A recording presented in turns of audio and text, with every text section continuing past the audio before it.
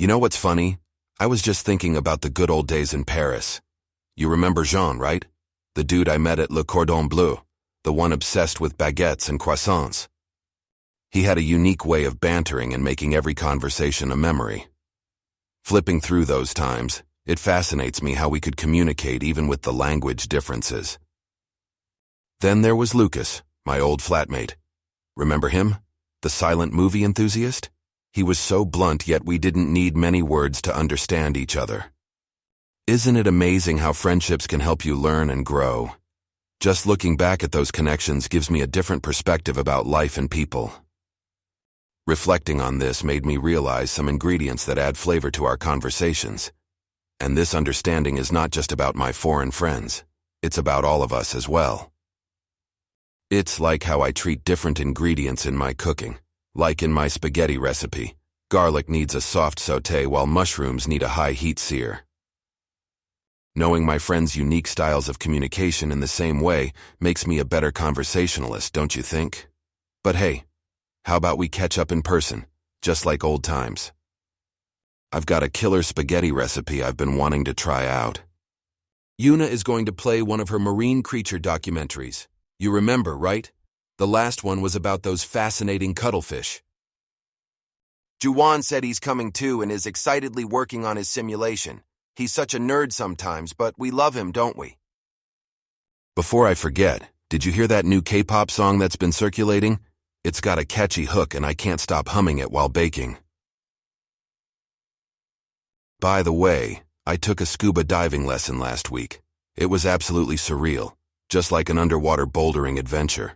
Who knew I'd be a diver someday? Anyway, it's getting late, and tomorrow's bread won't bake itself.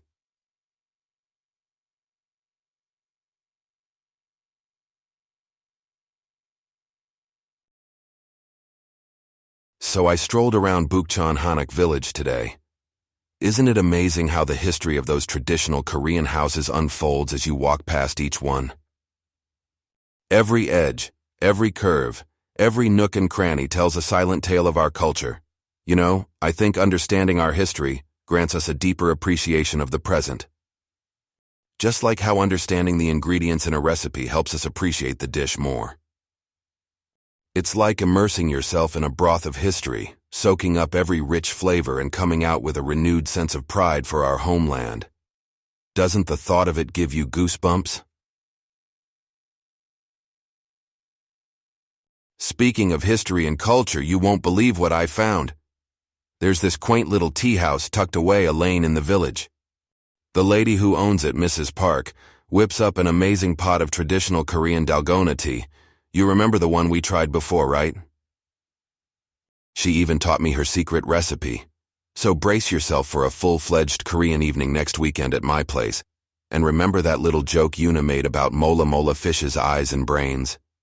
Between you and me, I think that goofy sense of humor is one of the things I love about our group.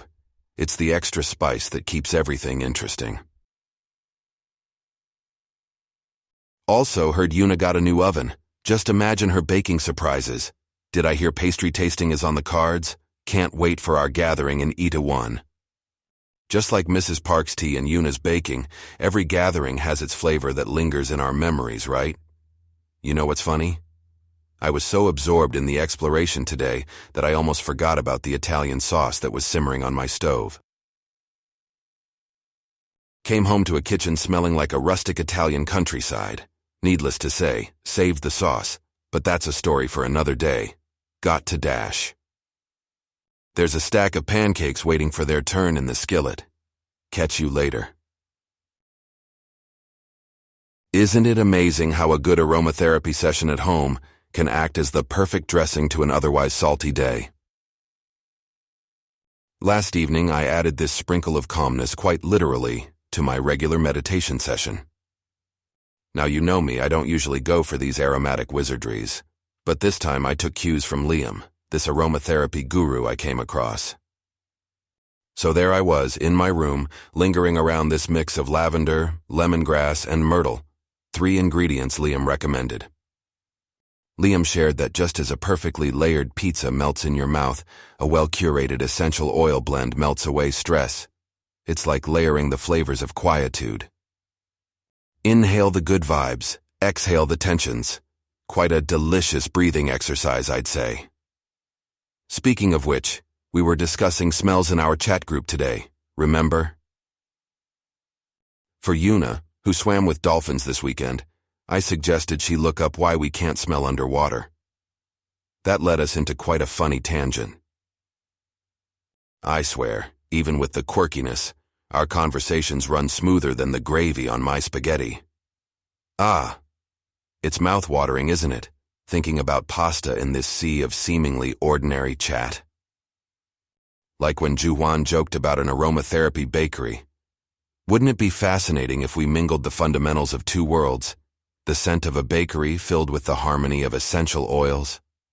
Imagine a loaf of bread infused with soothing lavender, or a baguette with a hint of energizing citrus. Now that's a recipe calling my name. Also, Yuna pitched in for aquatic smell candles, knowing her love for sea creatures.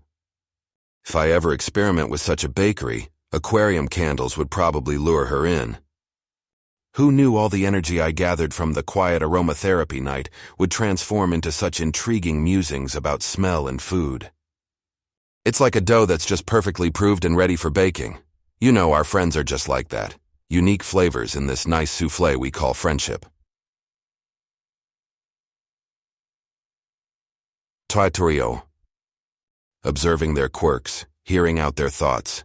It's like savoring a new recipe made with familiar ingredients, isn't it? Anyway,